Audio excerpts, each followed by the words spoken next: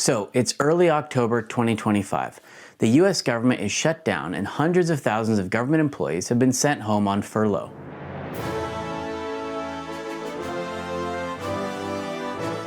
We've seen this happen many times in America, but we don't ever seem to hear about other modern democratic governments doing this. Let's talk about why that happens.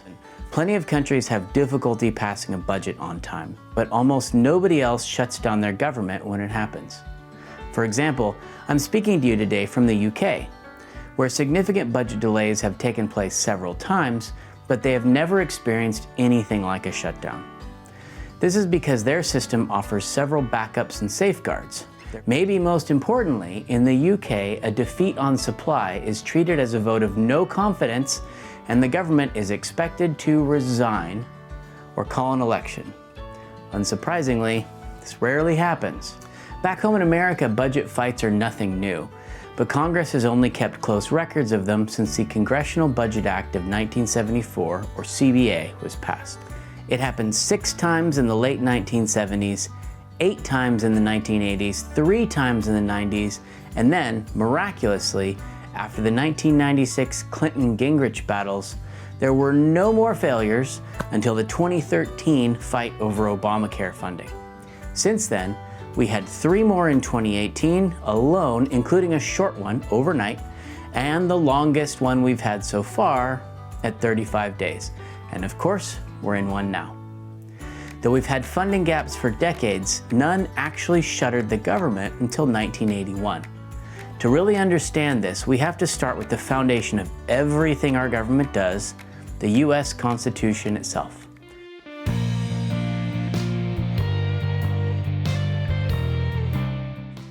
Article 1 includes these key words: "No money shall be drawn from the Treasury, but in consequence of appropriations made by law."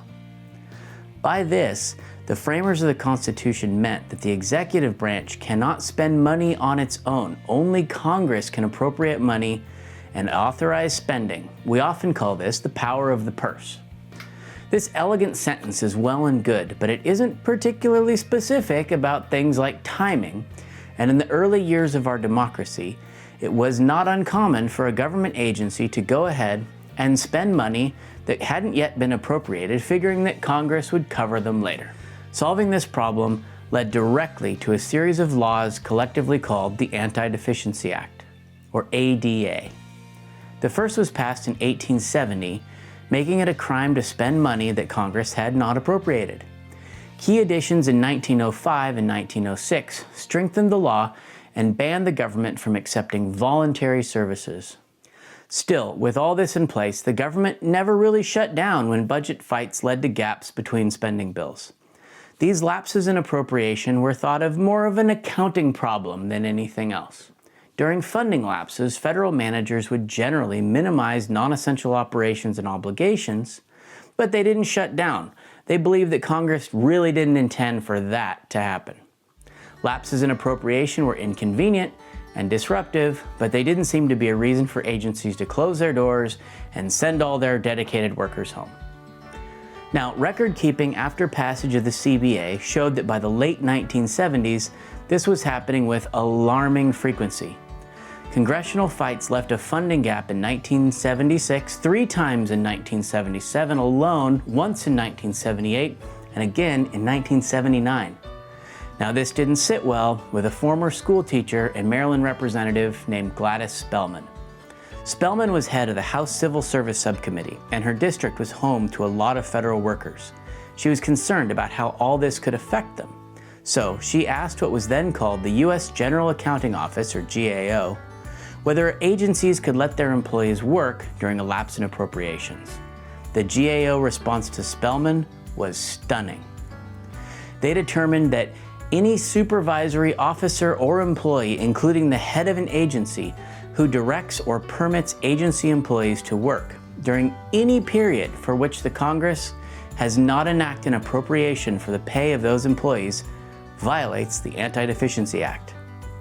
Quickly, the Attorney General Benjamin Civiletti registered his support of this general interpretation in a letter to President Carter stating that agencies must immediately terminate non-accepted operations when appropriations expire, and he made it clear that his Department of Justice would strictly enforce the criminal provisions of the ADA if this didn't happen. In the short term, this worked a trick, and Congress promptly signed a continuing resolution for the 1981 fiscal year. What is an accepted activity? Well, Civiletti rendered 3 separate opinions on the topic and outlined certain exceptions to the rule that spending, including payroll, had to stop. These provide the basis for those governmental activities that continue during a shutdown. He found that activities with permanent appropriations like Social Security could continue. He opined that situations involving the safety of human life or the protection of property could also go on.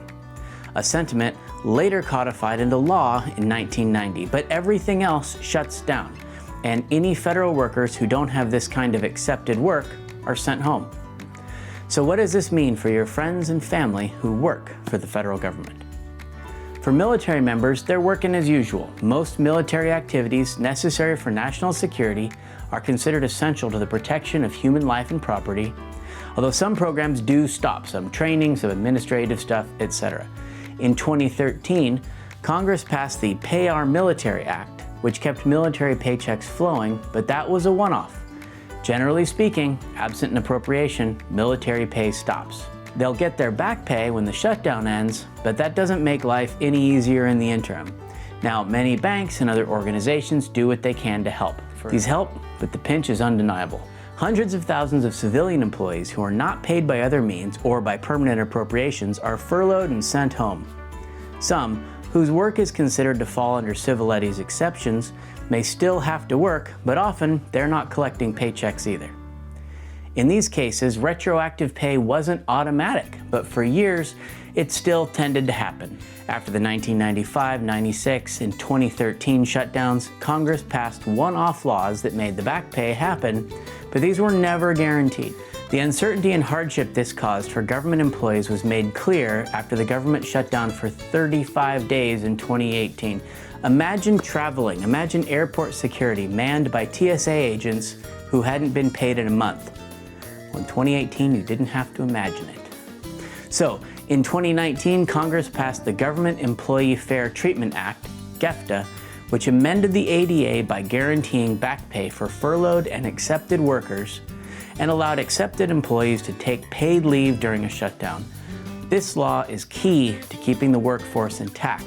Now, government shutdowns are a hassle, and the rest of the world shows us that it's possible to have a system where the stakes of budget disagreement remain high, but the pain is felt by politicians and political parties more than individual workers. But it's also true that they're nothing new.